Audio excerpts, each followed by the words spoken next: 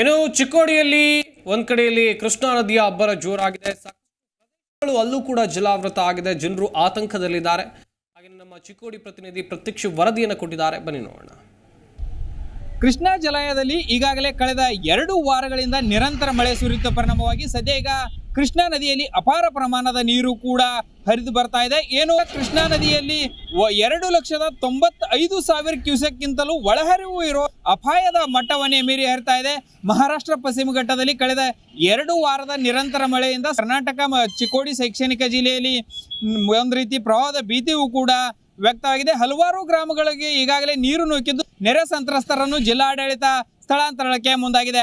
ನಾವು ಬೆಳಗಾವಿ ಜಿಲ್ಲೆಯ ಅಥಣಿ ತಾಲೂಕಿನ ಹಲ್ಯಾಳ ಮತ್ತು ದರೂರು ಬ್ಯಾರೇಜ್ ಮೇಲ್ಭಾಗದಲ್ಲಿದ್ದೇವೆ. ಸದ್ಯ ಕೃಷ್ಣಾ ನದಿ ಯಾವ ರೀತಿ ರಮಣೀಯವಾಗಿ ಹರಿತಾ ಇದೆ ಅಂತ ನಾವು ದೃಶ್ಯದಲ್ಲಿ ನೋಡ್ತಾ ಇರಬಹುದು. ಅಪಾಯದ ಮಟ್ಟವನ್ನೇ ಮೀರಿ ಕೃಷ್ಣೆಯು ಕೂಡ ಹರಿತಾ ಇದ್ದಾಳೆ ಮತ್ತು ನದಿ ತೀರದ ಜಮೀನುಗಳಿಗೆ ಈಗಾಗಲೇ ನುಗ್ಗಿದ್ದು ಕಬ್ಬು ಮತ್ತು ವಿವಿಧ ಬೆಳೆಗಳು ಕೂಡ ಜಲಾವೃತವಾಗಿದೆ. ಮತ್ತೊಂದೆಡೆ ರೈತರು ಕೂಡ ಆತಂಕ ವ್ಯಕ್ತಪಡಿಸ್ತಾ ಇದ್ದಾರೆ. ಏನಾದರೂ ನಿರಂತರವಾಗಿ ಹೊಳೆ ಒಂದು ವಾರಗಳ ನಿಂತರೆ ನಮ್ಮ ಬೆಳೆಗಳು ಕೂಡ ನಷ್ಟ ಸಂಭವಿಸ್ತವೆ ಅಂತವು ಕೂಡ ರೈತರು ಅಸಮಾಧಾನ ಮತ್ತು ಆತಂಕವು ಕೂಡ ವ್ಯಕ್ತಪಡಿಸ್ತಾ ಇದ್ದಾರೆ. ಮತ್ತು ನಾವು ದೃಶ್ಯದಲ್ಲಿ ನೋಡ್ತಾ ಇರಬಹುದು, ರೈತರ ಪಂಪ್ಸೆಟ್ ಆಗಲಿ ಮತ್ತು ಬೆಳೆಗಳಾಗಲಿ ಕೂಡ ಈಗಾಗಲೇ ಜಲಾವೃತಗೊಂಡು ಒಂದು ರೀತಿ ಕೃಷ್ಣೆಯು ರೌದಾರ್ತರವಾಗಿ ಕೂಡ ಒಂದು ರೀತಿ ಹರಿತಾ ಇದ್ದಾಳೆ ಅಂತ. ಆಲ್ಮಟ್ಟಿಯಿಂದ 3 ಲಕ್ಷ ಹೆಚ್ಚು ಕ್ಯೂಸೆಕ್ಸ್ ನೀರು ಬಿಡ್ತಾ ಇದ್ರು ಸದ್ಯ ಈ ಭಾಗದಲ್ಲಿ ಕಂಟ್ರೋಲ್ ಆಗದೇ ಇರೋದು ಸದ್ಯ ಒಂದು ರೀತಿ ಪ್ರವಾಹದ ಭೀತಿ ಉಂಟಾಗಿದೆ.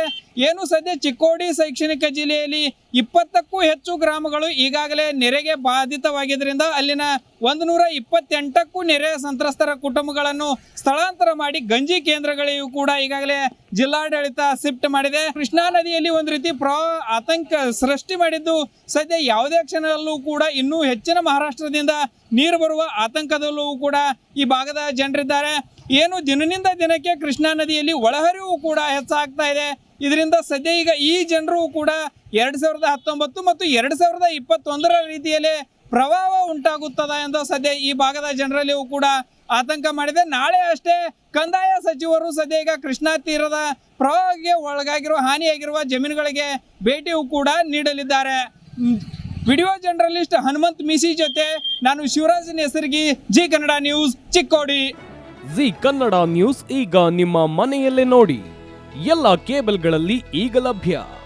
ಸನ್ Direct 292, Jio TV 1334, U Digital 162, City Cable 51, GTPL 17, Abhishek cables 821, Rockline telecommunication 51, Shri Basaveshwara number 60, Vinayaka digital number 53, in digital number 896ರಲ್ಲಿ. ನಿಮ್ಮಿಸ್ತದ ಜಿ ಕನ್ನಡ ನ್ಯೂಸ್ ನೋಡಿ ಆನಂದಿಸಿ.